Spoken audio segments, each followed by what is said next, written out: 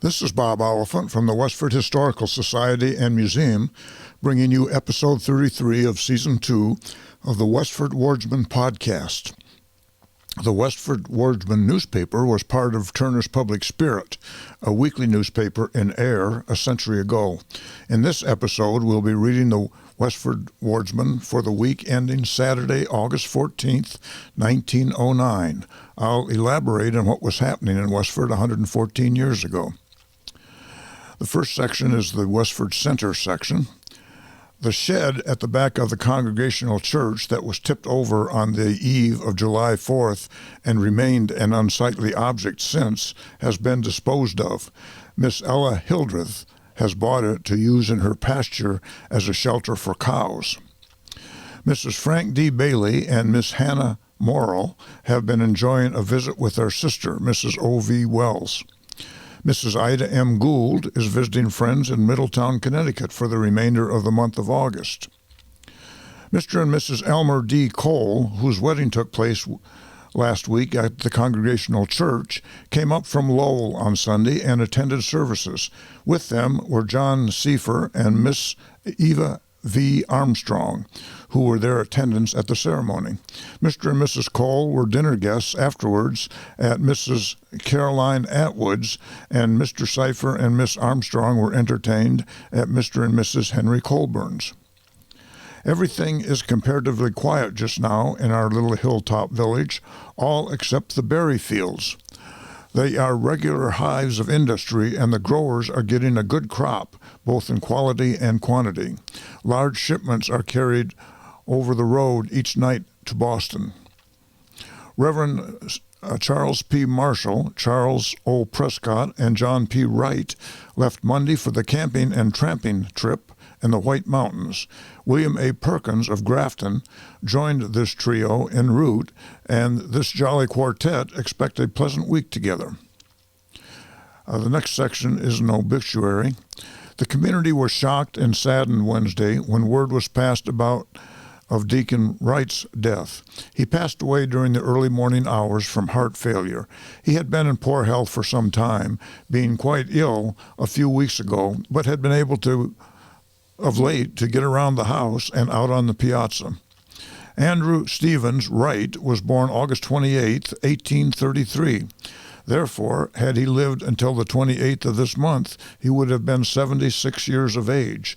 He was born on the family homestead in the northwesterly part of the town, being the farm now occupied by Josiah Blodgett. I believe that farm is up on Millstone Hill. His parents were Jess and Sybil Stevens Wright. In early life, he learned the carpenter's trade from an uncle named Charles Smith, living in Charleston. While there, he met and married Miss Mary Abby Garvin. In 1867, they returned to Westford and lived with and took care of his aged parents, who lived then in the house now occupied by John Good.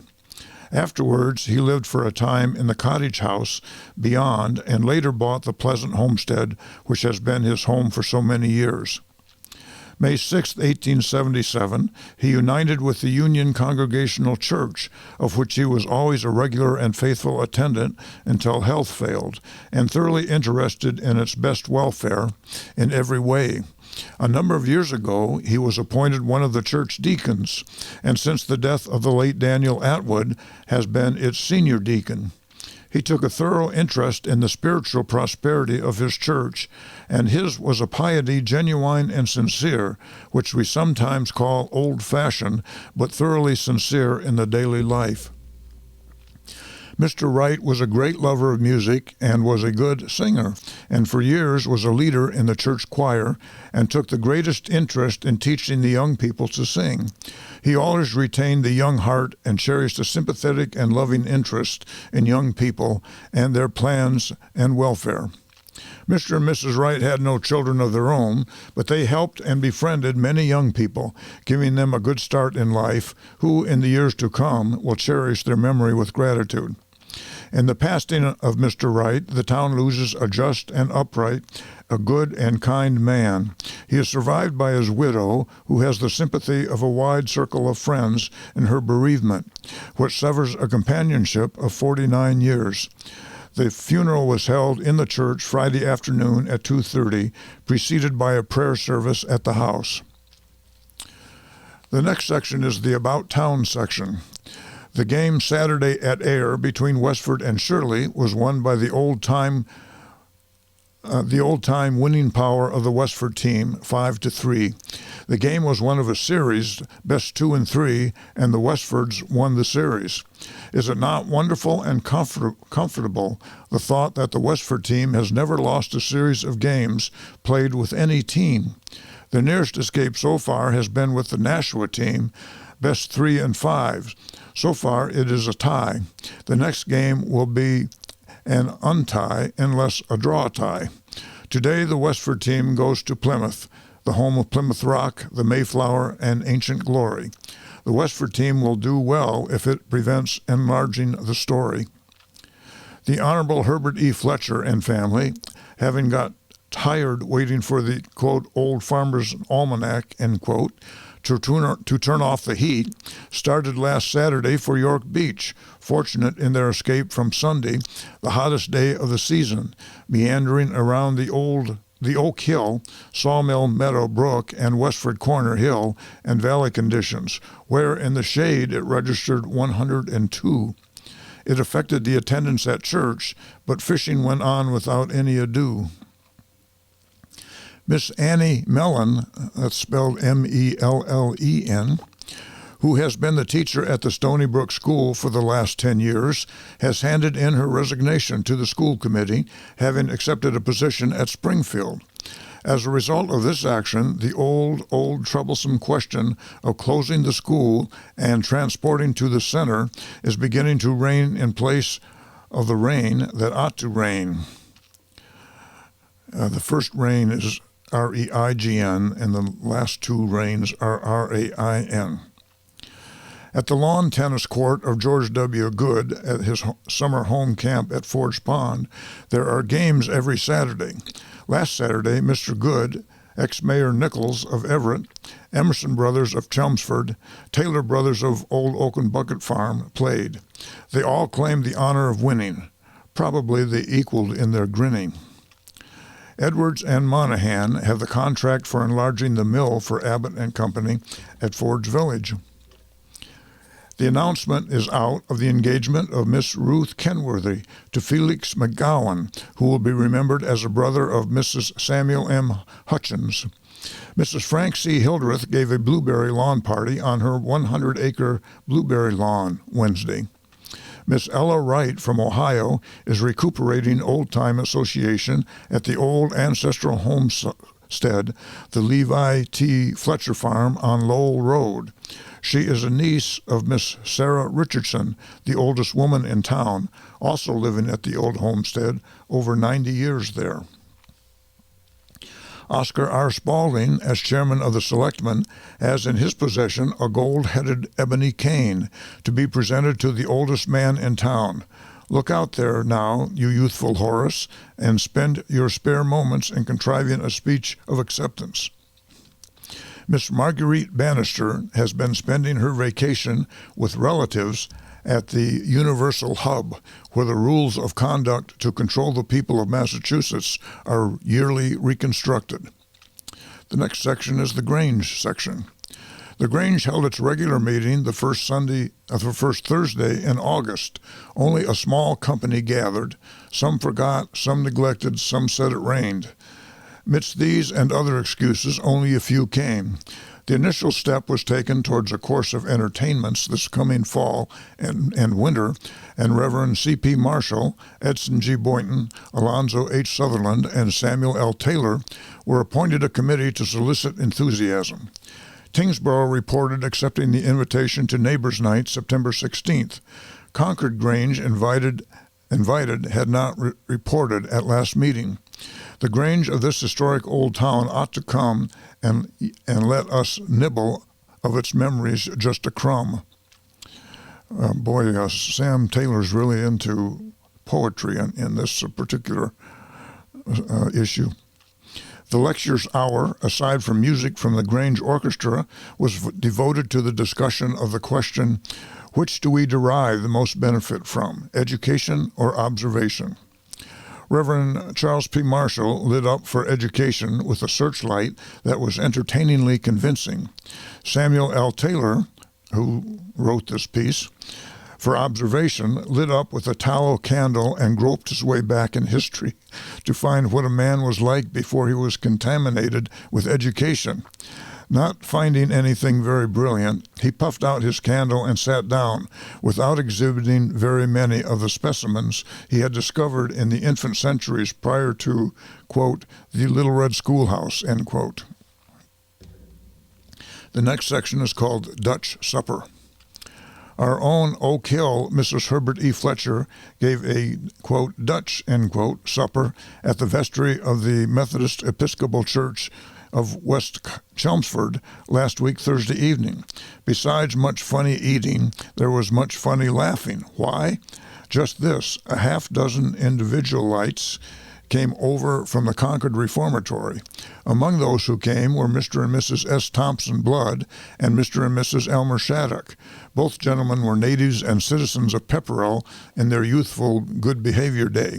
Since then, they have been watching the inside character of the Reformatory. Mr. Blood gave some of his delightfully laughable speeches of humorous incidents that sometimes overtake portions of the hayseed fraternity, as well as those who do not belong to so honest a fraternity. Mr. Blood came very near to the line of assault, for while he didn't draw blood, he was the means of causing many lame sides from laughter, including the minister.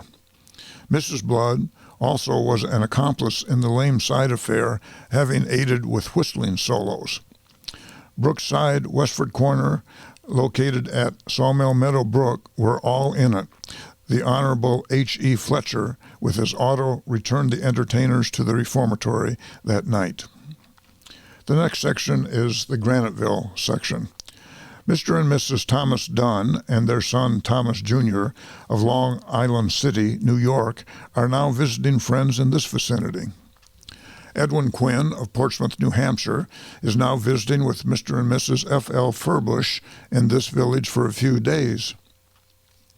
Mr. and Mrs. Lester McClenna, with their little daughter Regina, are visiting with friends in Springfield this week. Reverend Samuel H. Armand, pastor of the Methodist Episcopal Church here, with Mrs. Armand, starts on a 2-week vacation this Saturday. Consequently, there will be no service in church on August 15th and 22nd.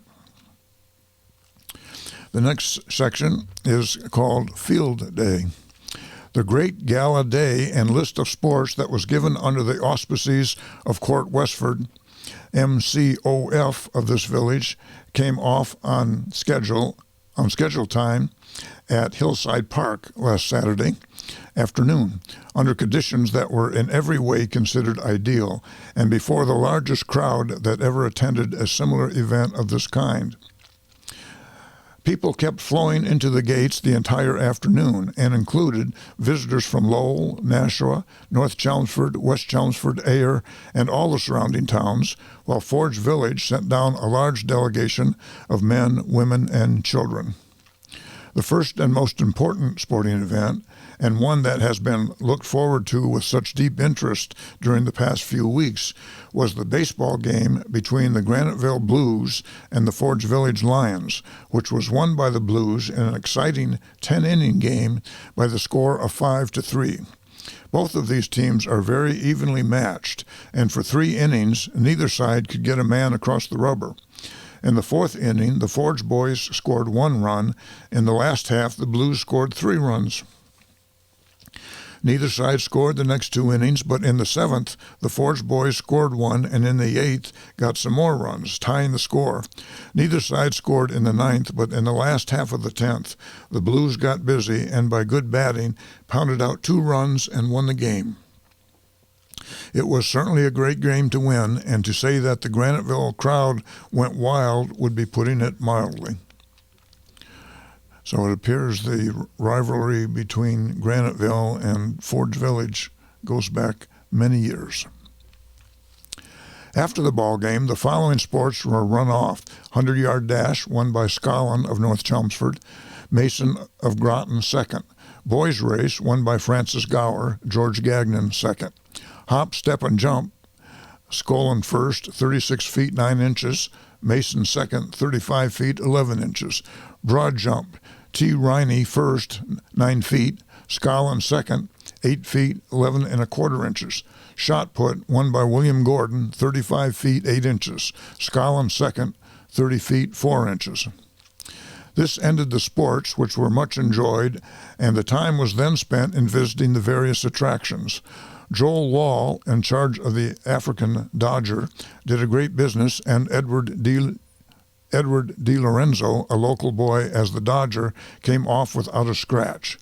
Next in line was the cane stand, in charge of Bob Heeman and Edward Riney, and they certainly kept things moving the entire afternoon.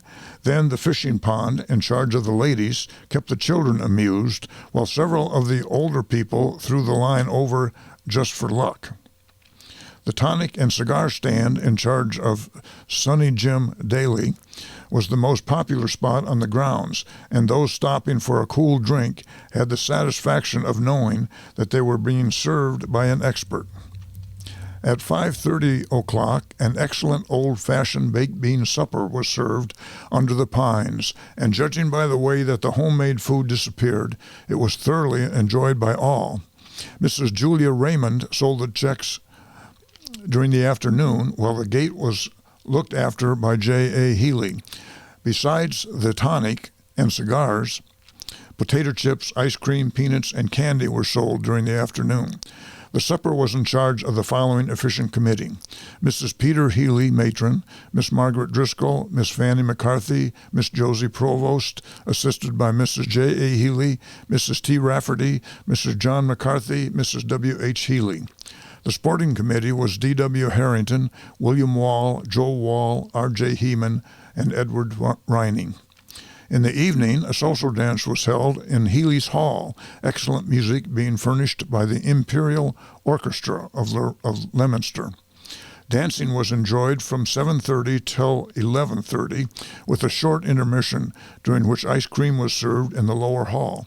The dance committee was Edward Riney, J. Austin Healy, Fred Defoe. Music committee, A.R. Wall, J.A. Healy, Thomas Hughes, W.J. Healy. The dance was very largely attended and a fitting climax to a very successful day. The whole affair was under the able management of Chief Ranger R.J. McCarthy, and much credit is due him and his assistants for the capable manner in which the arrangements were carried out. The MCOF Gala Day was the best ever and a large social and financial success. The last section is the Forge Village section. The Forge Village Lions go to Lowell this Saturday afternoon to play with the Crescents. That's a baseball game. Mr. and Mrs. Felix Leclerc entertained their many friends last week Friday evening. A genuine good time was enjoyed, especially the barn dance. Ice cream and cake was served during the evening. Mrs. A.W. Karkin has gone to Moores, New York, to visit at her childhood's home, hoping the change will be beneficial to her health. The mills here will close September 4th until Thursday, September 9th. Mr. Moore and family of Lowell are occupying the Harley Cottage for a few weeks. That's the news in Westford for the week ending August 14th, 1909. Thank you for listening, and thanks to Nick Woodbury at WestfordCAT for providing technical support. You can find transcriptions and podcasts from the Westford Wardsman at our website at museum.westford.org, or visit the Historical Society's Facebook page for more Westford news from a century ago. This is Bob Oliphant, and I hope you will join us for next week's Westford Wardsman podcast. Thank you.